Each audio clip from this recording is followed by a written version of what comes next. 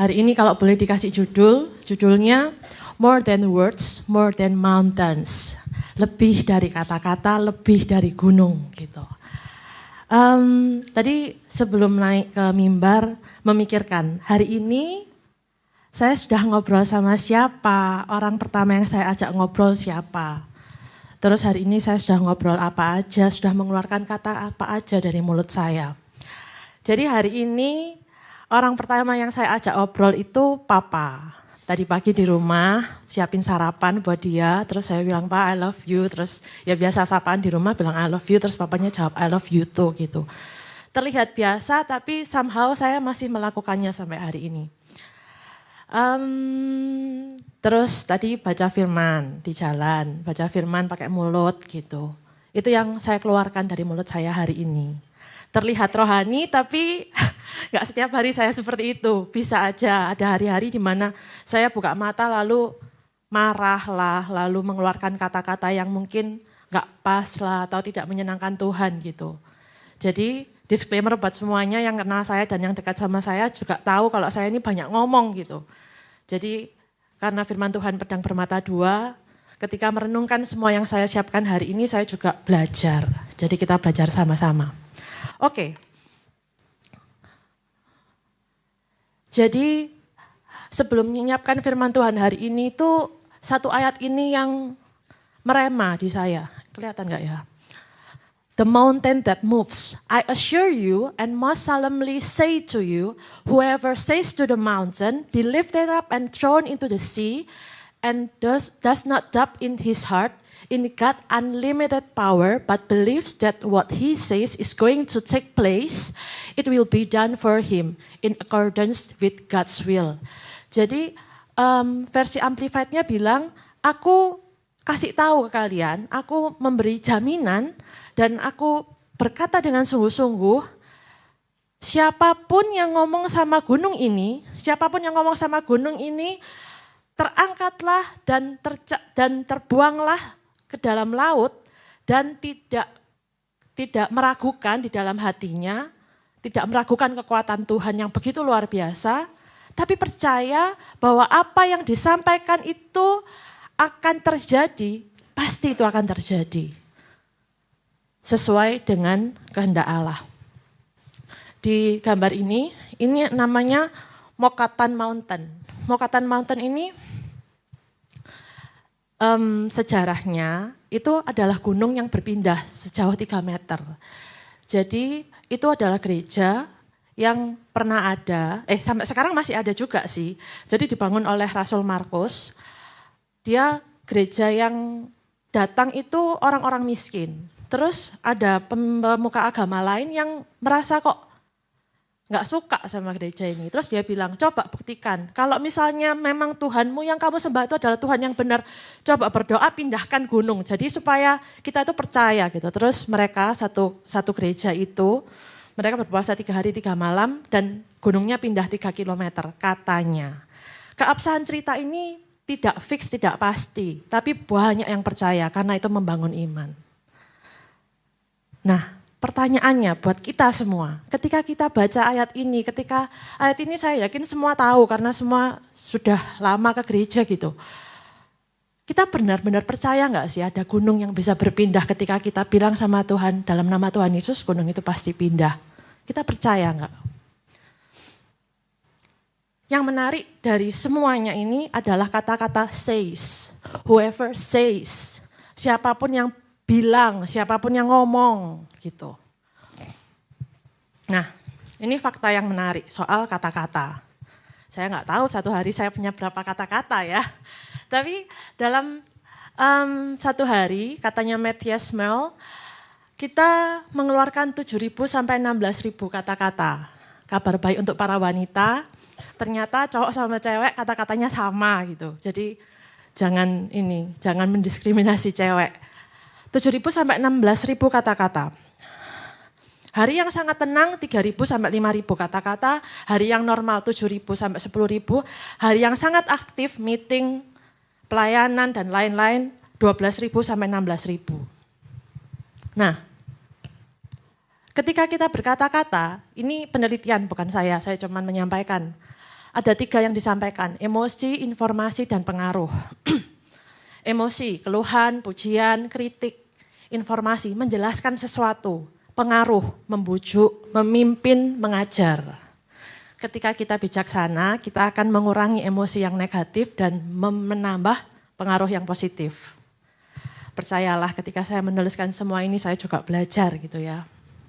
Nah, di antara 7.000 sampai 16.000 kata-kata itu ternyata 60-80% itu biasanya tidak berguna atau tidak penting atau sifatnya imbuhan. Adik itu jangan tertawa karena kamu pasti salah satunya gitu. Nah, itu sering nggak berguna. Jadi 4 tahun lalu waktu saya ulang tahun, saya punya komunitas online, teman-teman Kristiani juga. Mereka bikin video. Video itu isinya kompilasi kata-kata Agnes Getty. Semua kata-katanya ternyata tidak berguna. Ya ampun. Jadi antara matengkon, ya opo sih. Tadi saya recall video itu. Ya ampun matengkon, apa sih? Freak pak, dan lain-lain gitu. Ya ampun. Iya, tapi kita semua belajar. Kita semua sering mengatakan kata-kata matengkon, ya Tuhan gitu. Apakah itu benar? Apakah itu perlu? Apakah itu membangun? Kalau ada 2 di antara 3 itu memenuhi syarat, silahkan dikatakan. Oh Tuhan, saya sangat suka berkata-kata, jadi ini juga berat buat saya. Apakah itu benar? Apakah itu perlu? Apakah itu membangun? Nah,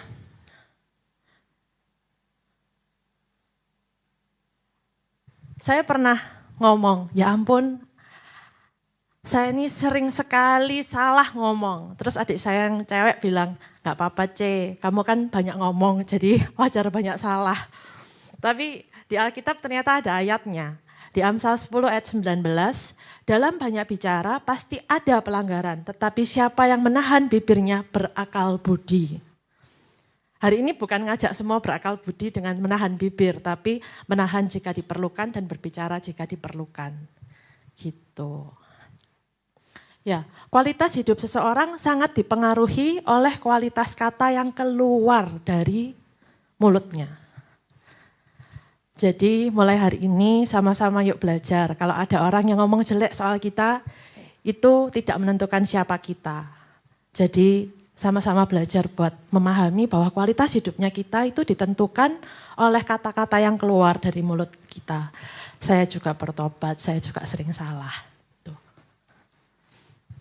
Nah, ayat yang tadi, Markus 11 ayat 23 itu, kita sering hafal Markus 11 ayat 23-nya, tapi seringkali kita lupa prolognya atau kata-kata sebelumnya. Sebelumnya ternyata yang tanya itu, kok susah bacanya. Maka teringatlah Petrus apa yang telah terjadi, lalu ia berkata kepada Yesus, Rabi lihatlah pohon ara yang kau kutuk itu sudah kering. Ayat 22-nya Yesus bilang, Yesus menjawab mereka, percayalah kepada Allah. Petrus ini adalah satu-satunya murid Yesus yang sudah menikah, satu-satunya murid Yesus yang kayaknya yang cerewet, banyak omong, mungkin intim, mungkin dominan. Tapi ketika saya membayangkan bapak rohani saya gitu ya, kalau saya ngomong sama Korani, kok lihatlah pohon ara yang kau kutuk itu sudah kering gitu. Saya bisa membayangkan Korani jawab apa. Pasti Korani bilang, Korani bakal bilang, kamu berharap aku respon apa Nes gitu. Karena dia sering sekali ngomong itu sama saya. Kamu berharap aku respon apa Nes gitu. Yesus menjawab mereka, percayalah kepada Allah. Ngajak sama-sama semua mikir, karena saya juga berpikir, ngapain ya Petrus kok ngomong ini sama Yesus? Pemikiran pertama saya, masa Petrus gak percaya kalau pohon itu bakal kering setelah dikutuk Yesus? Pemikiran kedua, masa Yesusnya bilang, kamu mau aku jawab wow gitu kan? Enggak kan? Terus Petrus maksudnya apa ngomong sama Yesus gitu? Ini bukan pengajaran di awal, ini adalah pengajaran Yesus di akhir-akhir karena bab-bab berikutnya. pasal berikutnya Yesus sudah disalib gitu. Yesus menjawab mereka, percayalah kepada Allah. Loh aku udah tahu, percayalah kepada Allah. Kalau saya yang di sana ya saya bakal jawab lagi sama Yesus. Yesus, saya sudah ngomong kok gak nyambung jawabannya gitu. Tapi Yesus mengambil kesempatan ini ketika Petrus menceritakan sesuatu yang dia sudah tahu. Yesus mengambil kesempatan itu untuk mengingatkan Petrus untuk percaya lagi kepada Allah. Nah, Petrus adalah murid Yesus yang kita ingat dan tahu sering ditegur. Matius 14 ayat 28 sampai 31, Matius 16 ayat 21 sampai 23, Markus 14 ayat 37, Lukas 22 ayat 54. Tentang Petrus berjalan di atas air yang karena dia ragu terus dia tenggelam. Terus Matius 12, Terus Matius 16 ayat 21 sampai 23 yang ngomong Yesus jangan menderita, jangan menderita. Terus Yesus bilang, kok kamu gak mau tahu kalau misalnya aku memang ditugaskan untuk menderita gitu loh. Itu kan memang bagian Yesus. Di Markus 14 ayat 37 ketika Yesus mengingatkan kenapa kok Petrus tidak berdoa. Petrus adalah satu-satunya murid yang diberi nama ketika setelah dipilih jadi murid. Jadi ketika dipilih terus Yesus bilang namamu Petrus. Namamu Petrus. Di atas batu karang yang teguh ini aku akan mendirikan gerejaku. Tapi pertama kali Yesus langsung kasih nama Petrus. Tapi melakukan semua ini. Itu efeknya punya nama ya. Jadi saya pun seringkali cari tahu apa arti nama saya dan apa kaitannya sama apa yang saya alami. Dan biasanya itu berkaitan erat. Nama kita sering kali kita ingkari gitu. Namanya Petrus, batu karang yang teguh tapi ternyata sering ragu-ragu. Nah, sering ragu-ragu dan Petrus mengeluarkannya lewat mulut.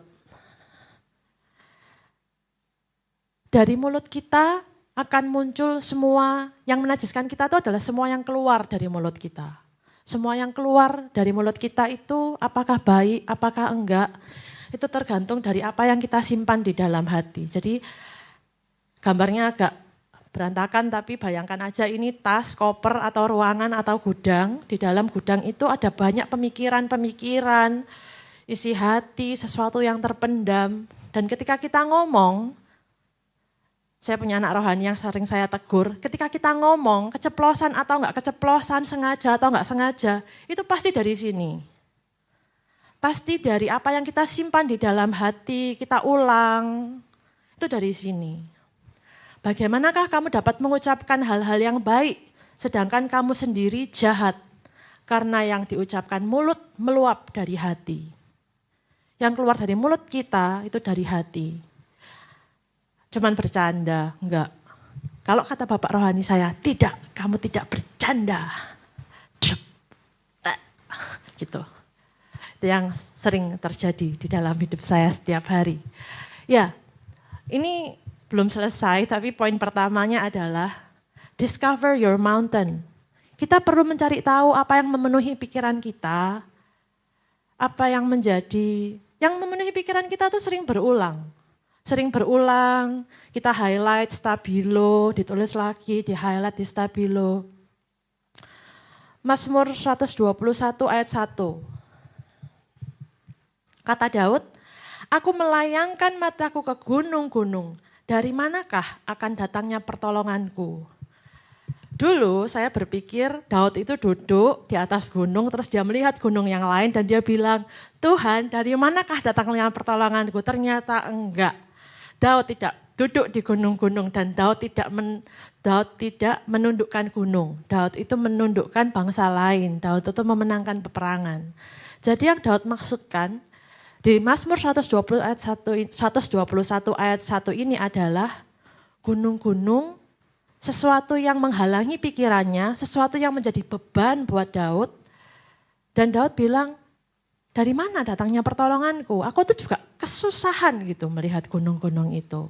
Kita semua punya gunung, gak cuma saya. Tapi percayalah saya juga punya gunung walaupun tidak kelihatan mungkin. Nah, Kita perlu cari tahu gunungnya kita apa. Biasanya yang paling mudah adalah ketika kita menghadapi sesuatu, kita akan berputar di hal yang sama. Takut gagal misalnya, nanti ada masalah lagi, takut gagal lagi, ada masalah lagi, takut gagal lagi. Kita perlu tahu gunungnya kita apa. Discover your mountain. Nah, Markus 11 ayat 23 tadi, ayat yang di awal tadi, sekilas seperti ayat yang tidak terlalu dalam maknanya, tapi percayalah di Alkitab semakin digali, semakin banyak yang kita bisa belajar. Yesus bilang, barang siapa berkata kepada gunung ini. Waktu itu Yesus ada di atas gunung, di depannya Yesus adalah Gunung Zaitun. Gunung Zaitun gambarnya seperti ini.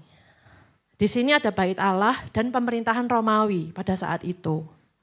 Yang sedang mengejar-ngejar Yesus dan ke-12 muridnya. Aku berkata kepadamu sesungguhnya barang siapa berkata kepada gunung ini itu berarti kan menunjuk sesuatu, gunung ini, bukan ngomong gunung, bukan gak ada bendanya, gunung ini. Dan konteksnya Yesus baru saja memporak-porandakan bait Allah. Jadi dia ngomong, gunung ini tuh bisa tercabut dan terbuang ke laut, kalau kamu percaya. Ternyata zaman dulu, waktu itu, ada istilah pencabut gunung untuk guru di saat itu. 3 kali disebutkan di kitab Talmud. Kitab Talmud itu adalah kitab yang dibaca oleh orang Yahudi. Pencabut gunung itu adalah orang pintar, guru yang bisa mengatasi kesusahan-kesusahan yang ada.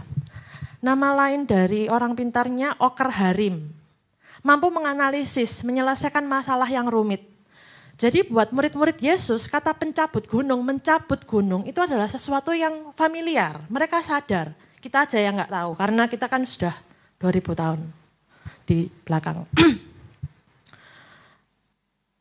Yesus memakai istilah yang lazim supaya mereka tahu maksud Yesus. Asal tidak bimbang hatinya tetapi percaya. Tidak bimbang itu asal katanya dari diakrina, terpecah, ragu, terbagi.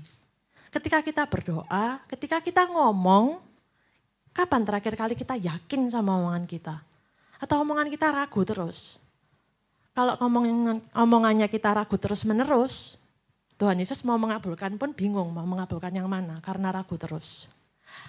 Asal tidak bimbang hatinya tetapi percaya. Percaya asal katanya pisteo. Mempercayakan diri berserah kepada Allah. Benar-benar berserah, benar-benar fokus sama Tuhan.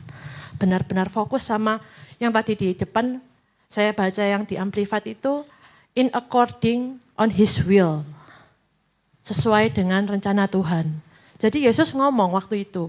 Dia menunjuk, dia bilang, gunung itu loh, yang kita barusan porak-porandakan itu loh, itu bisa tercabut, terbuang ke laut.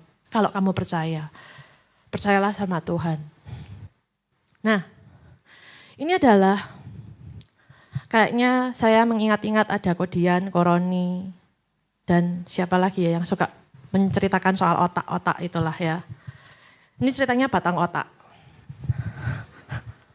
Bener gak sih? Oh Kodiannya gak ada lagi. Jadi, oh ini gak kelihatan. Maaf kok sama kayak kursinya. Maaf.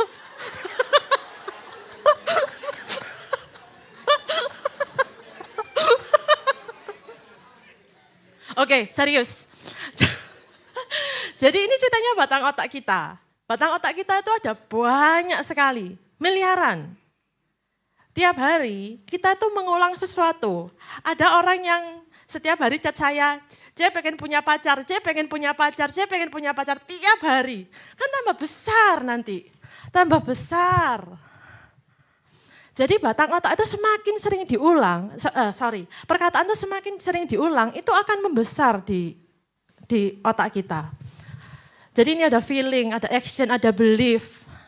Ini kan ceritanya nggak semuanya besar gitu ya. Tapi semakin kita sering mengulang perkataan dan perkataan itu nanti kita akan praktek. Hal kecil yang akan sangat menyenangkan ketika dipraktekkan.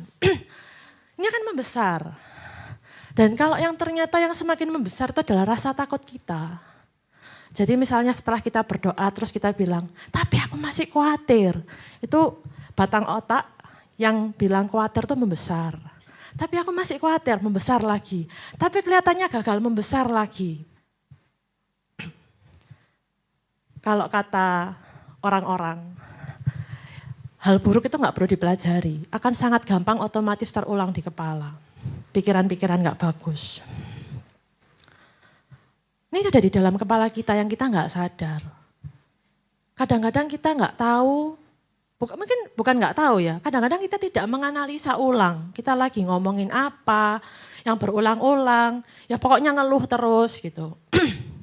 Saya kan sering cerita soal Bapak Rohani karena saya sering cerita sama dia. Dia bilang, memang Nes, kalau saya sudah sedih, terus saya ketik, chat, terus ngomel-ngomel, dia bilang, ya Nes, memang mengasihani diri itu memang enak. Mau marah tapi ya benar, ya sudahlah. Ini yang terjadi di kepala kita. Makanya kita perlu memperhatikan apa yang keluar dari mulut kita. Karena ketika kita keluar, ya sesuatu yang keluar dari mulut kita itu sudah kita pikirkan, sudah kita olah sampai ada motorik yang keluar dari mulut kita sampai kita ngomong. Telinga mendengar, mulut berbicara, kepalanya berpikir. Nah, Alkitab mengajarkan agak menyimpang di Yosua 1 ayat 8, saya nggak tampilkan. Tuhan bilang sama Yosua, jangan lupa memperkatakan kitab Taurat ini. Yosua 1 ayat 8 itu berada di antara Yosua 1 ayat 6, 7, dan 9. Di mana itu ada 3 ayat yang sama, kuatkanlah dan teguhkanlah hatimu. Supaya kita kuat dan teguh hati, supaya kita bisa fully surrendering to God. Yang Tuhan omongkan, yang Tuhan suruhkan, perkatakan kitab Taurat ini siang dan malam. Supaya bukan ini yang terjadi, bukan gambar yang di kiri ini yang terjadi. Tapi ada iman yang menebal, ada rasa percaya yang menguat. Semua kata yang keluar dari mulut kita itu matters.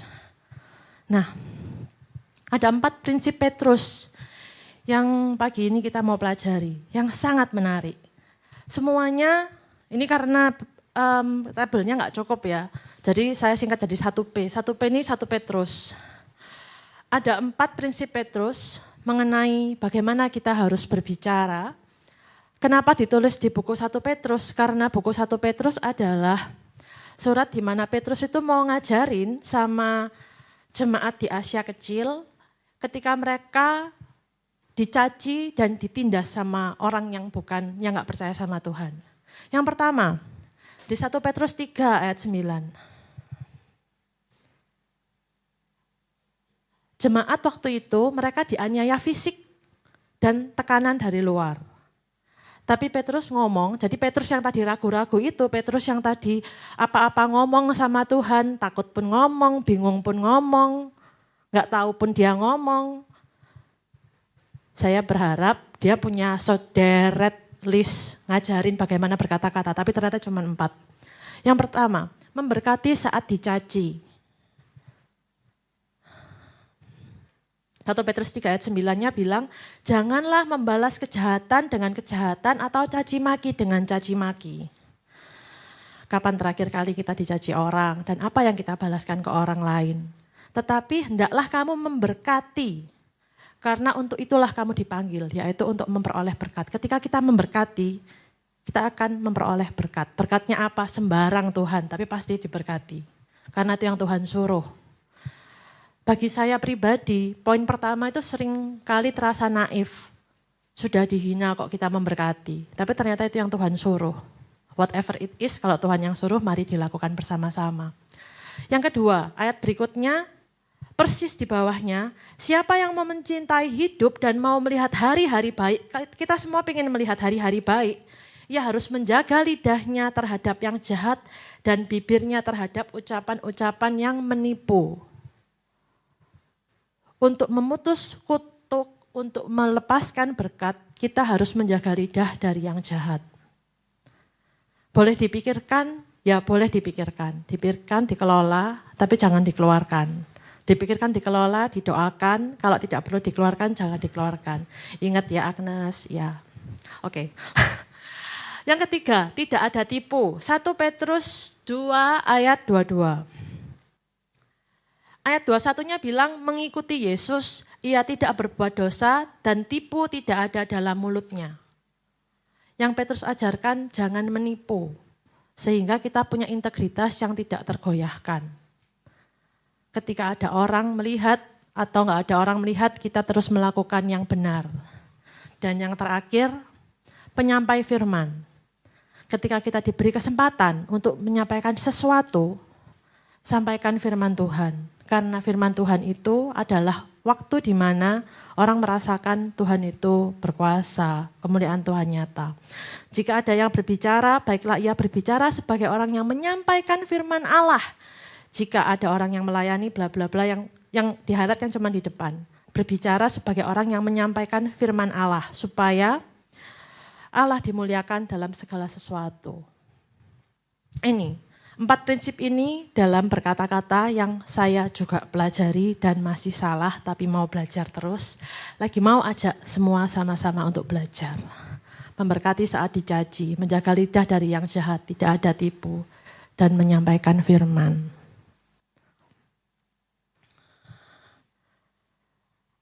Nah, Amsal 22 ayat 18 ini adalah ayat saat teduh saya kemarin. Saya merasa Tuhan begitu luar biasa ketika sampai di ayat ini. Itu kan ada deretan Amsal-Amsal bijak. Ini ayat keduanya. Di Amsal, bentar. Saya sudah catat. Be enthusiastic. Untuk kita memperkatakan perkataan-perkataan yang menyenangkan Tuhan. Sudah mendengarkan khotbah Be enthusiastic dari bulan Januari. Saya cuma ambil di ayat ini. Karena menyimpannya dalam hati akan menyenangkan bagimu. Menyimpan hikmat maksudnya. Karena menyimpan hikmat dalam hati akan menyenangkan bagimu bila semuanya itu tersedia pada bibirmu. Jadi maksudnya kita tuh ketika minta hikmat sama Tuhan, perkataan-perkataan yang berhikmat itu sudah ada di ujung bibirnya kita. Tuhan sudah memberikan modal di ujung bibir ini, disimpan di dalam bibir ini. Ketika mau keluar nanti, ketika kita dekat sama Tuhan, semua perkataan kita adalah perkataan berhikmat. Gitu. Jadi ternyata be enthusiastic itu enggak ngomong cuman melekat terus sama Tuhan, pelayanan di gereja, enggak. Pasti ngomong soal keluar. Dan kalau hari ini saya menyampaikan sedikit firman Tuhan soal berkata-kata, ternyata kata-kata itu juga disiapkan sama Tuhan. Dan yang terakhir, tuduh yang pertama, discover your mountain. Cari tahu apa yang memenuhi pikirannya kita. Yang kedua, be enthusiastic. Kejar Tuhan, minta hikmat Tuhan, sehingga setiap kata-kata yang mau keluar dari mulut kita itu kata-kata yang siap pakai. Siap pakai yang menyenangkan Tuhan. Yang terakhir, let your word carry heaven's power. Biar setiap kata-kata, kita harus ingat, kita termasuk Agnes, kita harus ingat semua kata-kata kita itu berkuasa. Tuhan menciptakan dengan berkata-kata. Tuhan berkata, jadilah terang, lalu terang pun terjadi. Jadilah gelap, lalu gelap pun jadi. Berarti lewat kata-kata juga kita akan menciptakan dan menghancurkan dan begitu menyeramkannya. Beberapa tahun yang lalu, mungkin 10, ada salah satu orang SMCC yang tiba-tiba chat saya. Agnes, aku mimpi soal kamu. Kamu nanti bisa bunuh orang dan menghidupkan orang lewat kata-katamu. Itu sangat menyeramkan sekali. Tapi sampai hari ini saya masih ingat dan masih salah. Dan masih mau belajar. Matius 11 ayat 35 bilang, orang yang baik mengeluarkan hal-hal yang baik, memperkatakan hal-hal yang baik. Baik itu artinya mulia, murni. Dari perbendaharaannya yang baik. Dan orang yang jahat ini merusak, busuk, menyakiti orang. Mengeluarkan hal-hal yang jahat dari perbendaharaannya yang jahat. Jadi hari ini mau sama-sama ngajak, pemain musik boleh naik. Hari ini sama-sama mau ngajak kita semua, termasuk saya sendiri. Karena hari ini ngomong selama 30 menit, ngomong soal berkata-kata. Saya akan dengan sungguh-sungguh belajar untuk menjaga kata-kata saya, mengeluarkan kata-kata yang menyenangkan Tuhan, yang berguna, yang menyampaikan firman Tuhan. Seberapa sering kita menyampaikan sesuatu yang isinya keluhan. Keluhan itu gak salah sama sekali. Tapi kalau keluhan itu berakhir di keluhan yang mengeluh-mengeluh sampai akhirnya jadi batang otak yang besar sekali di kepala kita. Apapun yang kita lakukan kita akan mengeluh. Apapun yang kita lakukan kita akan ngomel, kita akan merasa kita yang salah. Orang lain yang salah, kita nggak salah. Nah, sebelum firman ini selesai, hari ini sama-sama mau praktek satu hal. Jadi semuanya tangannya silakan diletakkan di telinga, ditutup telinganya, lalu baca ayat ini sama-sama sebanyak 3 kali. Aku tahu bahwa engkau sanggup melakukan segala sesuatu dan tidak ada rencanamu yang gagal. 2. Aku tahu bahwa engkau sanggup melakukan segala sesuatu dan tidak ada rencanamu yang gagal. 3. Aku tahu bahwa engkau sanggup melakukan segala sesuatu dan tidak ada rencanamu yang gagal. Telinganya ditutup, tapi mulutnya waktu ngomong telinganya mendengar. Aku berdoa karena aku juga sering salah ngomong, menyakiti orang. Orang itu jadi gak percaya Tuhan karena omonganku.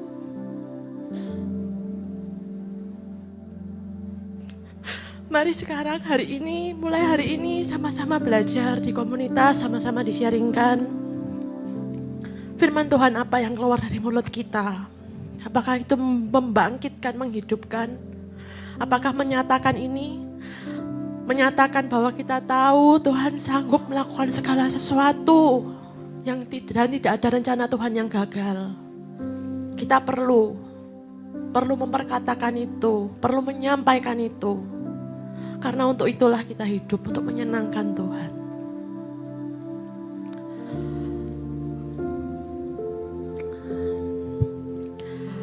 Saya selesai. Semoga firman Tuhan yang saya renungkan selama 2-3 minggu ini bisa jadi berkat buat semuanya. Bisa dilakukan, dihidupi. Karena kita gak akan pernah berhenti belajar. Apalagi untuk sesuatu yang dekat sekali sama kita setiap hari. Jadi mulai besok, mulai hari ini, kalau ada waktu bisa belajar memperkatakan firman.